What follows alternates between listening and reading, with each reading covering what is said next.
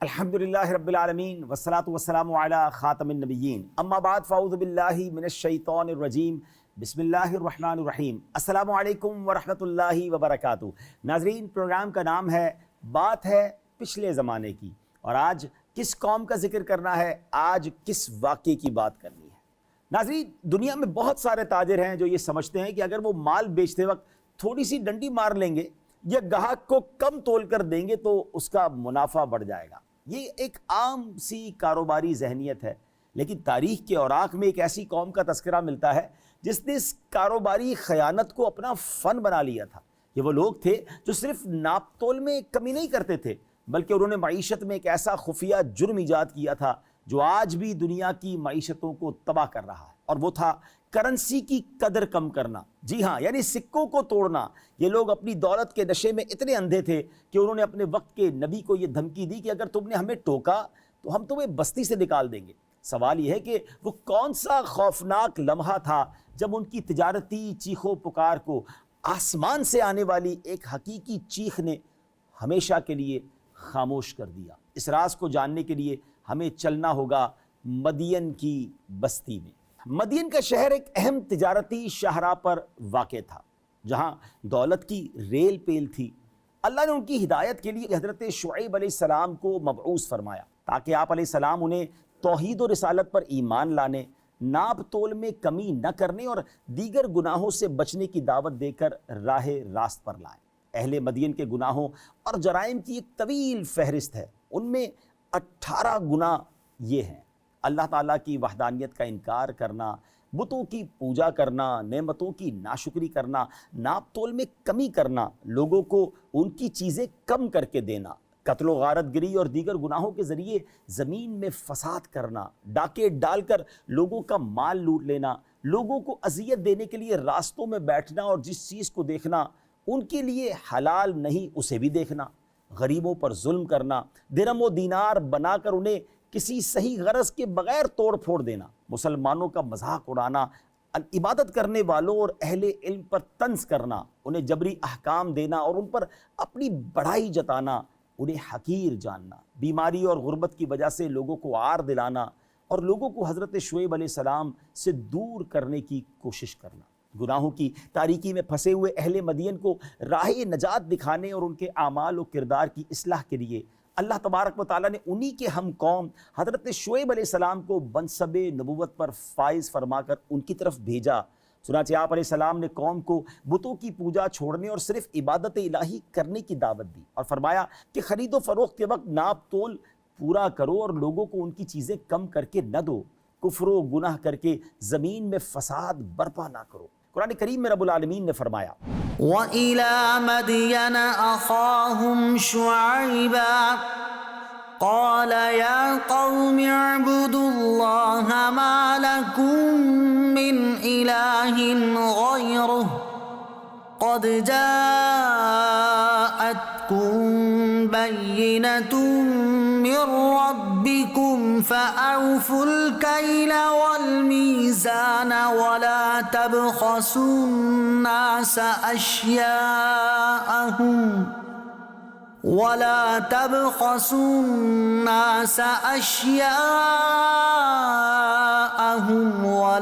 تُفْسِدُوا فِي الْأَرْضِ بَعْدَ إِصْلَاحِهَا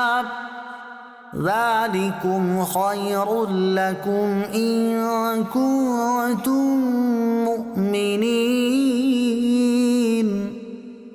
اور مدین کی طرف ان کے ہم قوم شعیب کو بھیجا۔ انہوں نے فرمایا، اے میری قوم، اللہ کی عبادت کرو، اس کے سوا تمہارا کوئی معبود نہیں۔ بے شک تمہارے پاس تمہارے رب کی طرف سے روشن دلیل آ گئی، تو ناپ اور تول پورا کرو اور لوگوں کو ان کی چیزیں کم کر کے نہ دو، اور زمین میں اس کی اصلاح کے بعد فساد نہ پھیلاؤ، کہ تمہارے لیے بہتر ہے اگر تم ایمان لاؤ۔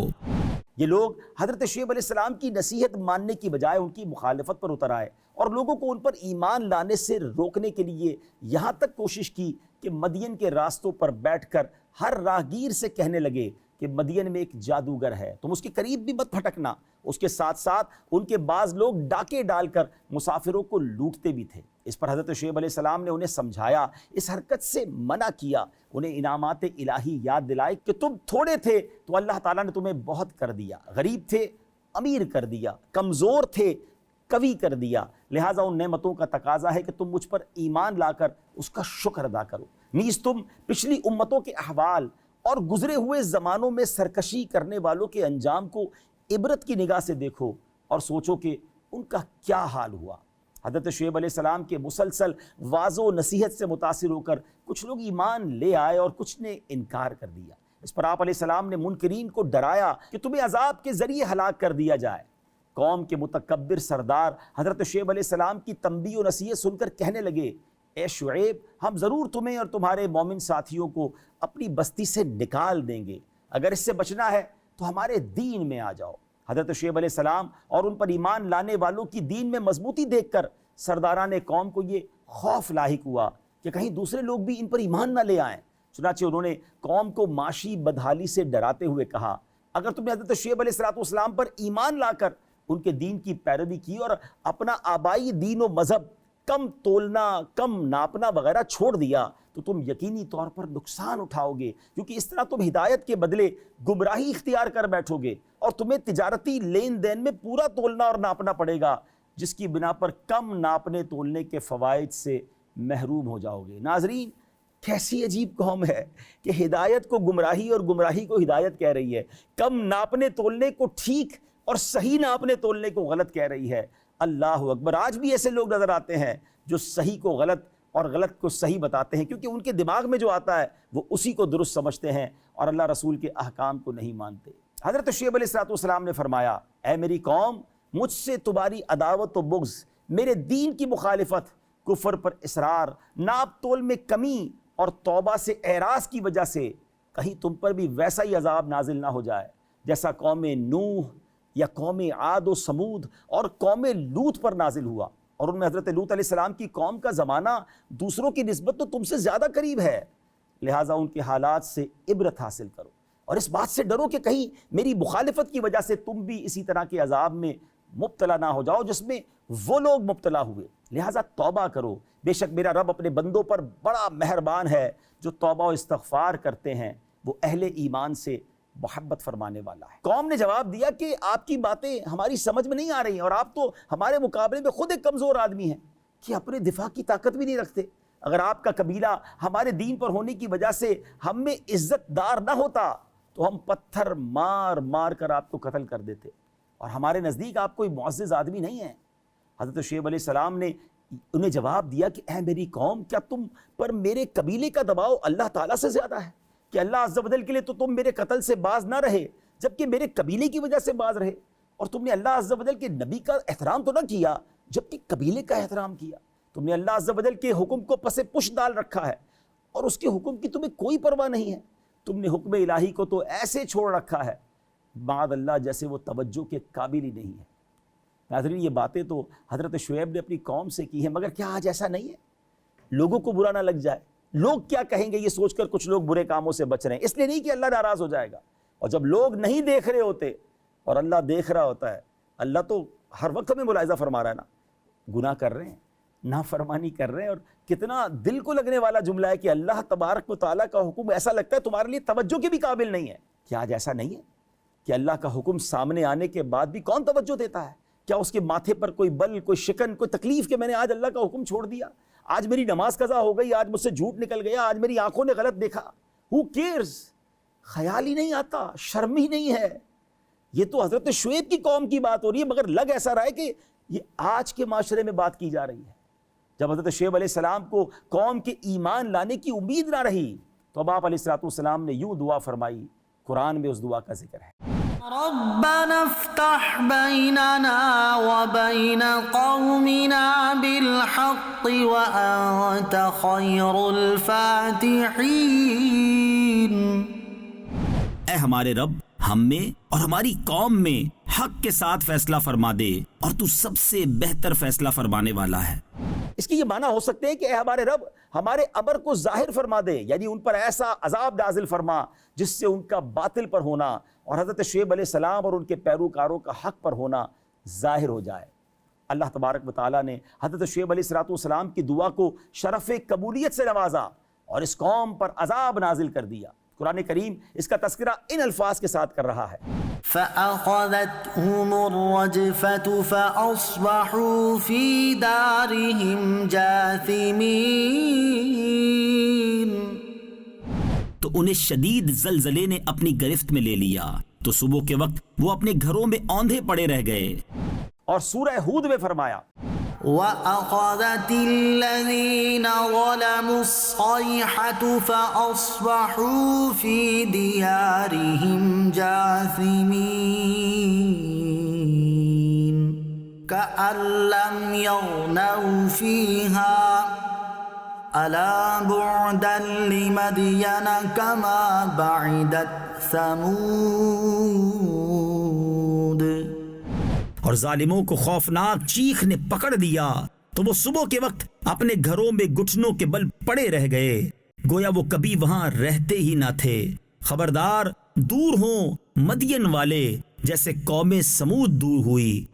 یہاں ایک اہم بات قابل توجہ ہے کہ قرآن مجید میں مدین والوں پر آنے والے عذاب کی کیفیت دو طرح سے بیان کی گئی ہے۔ نمبر ایک، انہیں شدید زلزلے نے اپنی گرفت میں لے لیا، اور نمبر دو، ظالموں کو خوفناک چیخ نے پکڑ لیا،